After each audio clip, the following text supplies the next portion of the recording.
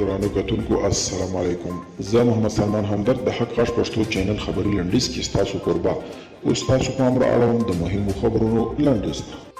د پاکستان د بهرنیو چارو وزیر محمود قریشي ویلي چې هیواد یې افغان چارو کې لاسوهنې سره هیڅ علاقه نه لري. د جې نیوز راپور له مخې قریشي زیاته کړې چې پاکستان تل هڅه کړې ده چې افغانستان تلپاتې سولې ته ورسېږي، خو له دې سره سره ځینې هیوادونه او ځانګړي کړۍ ورباندې د نه همکارۍ تور لګوي. د ولسمشر لومړی مرستیال امرالله صالح یو ځل بیا ویلي چې له طالبانو ته پاکستان هر اړخیز ملاتړ پر خپل حال پاتې دي. نوموړي دغه راز ویلي چې که چېرته طالبانو سره د پاکستان وسلوال ملاتړ نه وي نو دا ډله 6 میاشتې هم دوام نشي پیدا کولی. د برما پوځ د فبروري په لومړۍ نیټه کودتا وکړه او له هغه وروسته تر دې دمه د دې حکومت د دې هیواد په ډیرو ښارونو کې د پوځ حکومت ضد اعتراضونه روان دي. پوځ څو ورځې وړاندې وویل که لاریون کوونکي حکومت ضد اقدام وکړي هر یو به په 20 کالو باندې محکوم کړي.